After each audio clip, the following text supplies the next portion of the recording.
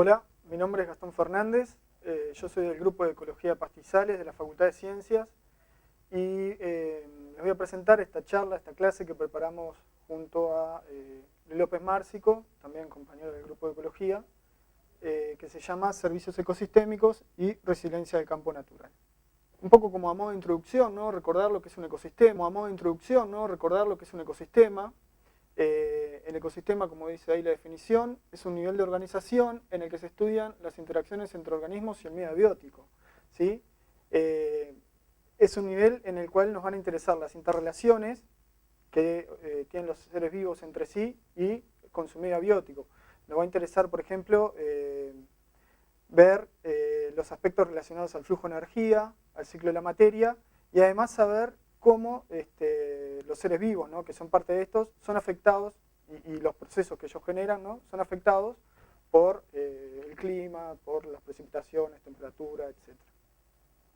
Como todos sabemos, la mayoría de los ecosistemas, en este caso el campo natural, sufren o de alguna manera alteraciones por parte del uso que el ser humano haga del suelo, ¿verdad?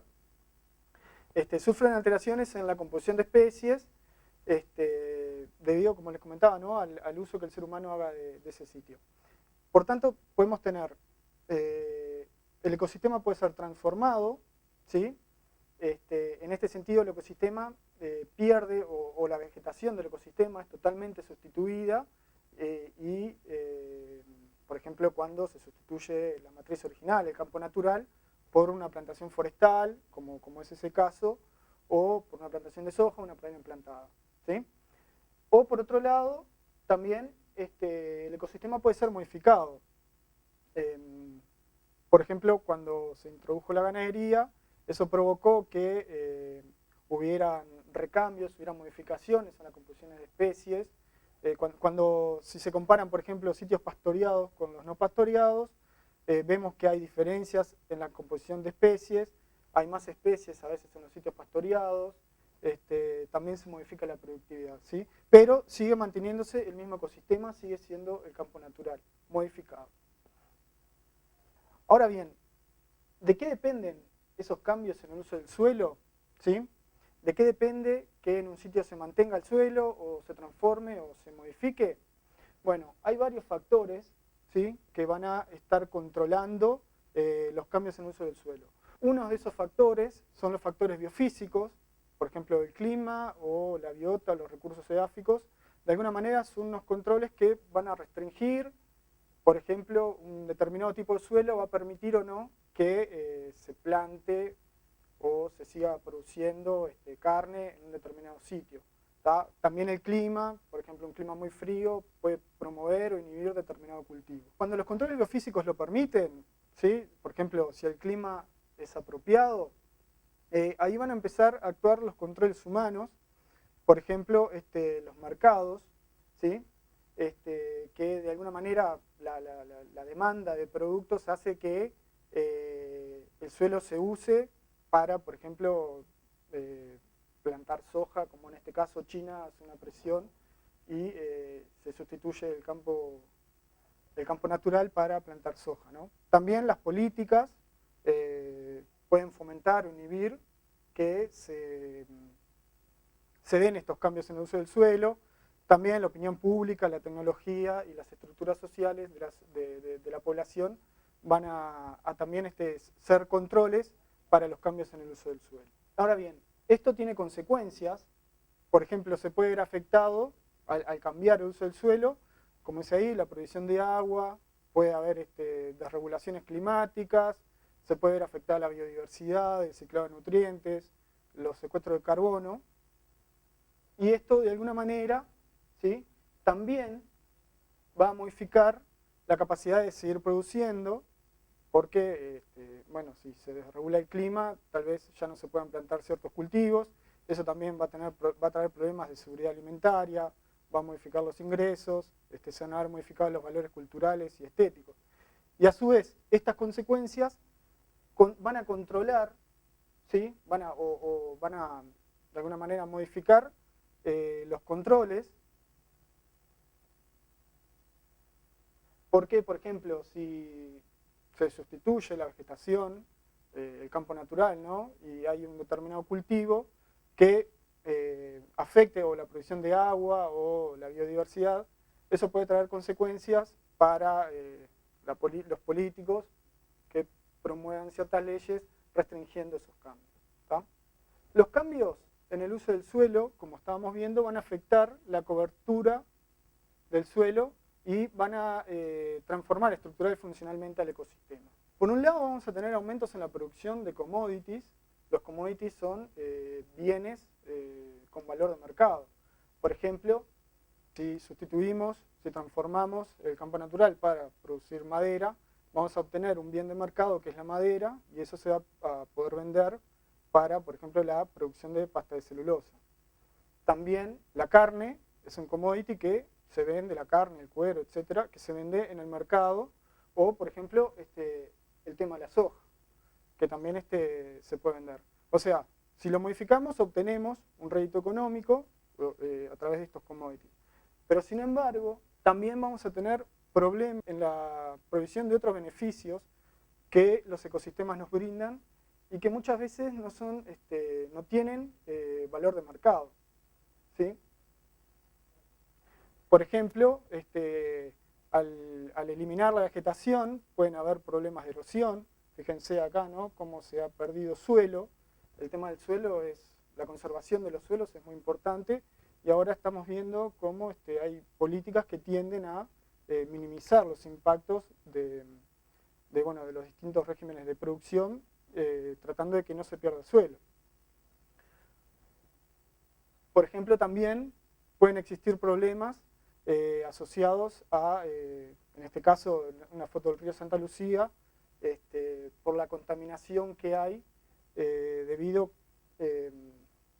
a todos los emprendimientos productivos que desembocan las aguas en Santa Lucía y generan blooms de algas que de alguna manera bajan la calidad de agua para consumo humano. Entonces, frente a un cambio en el uso del suelo, ¿sí?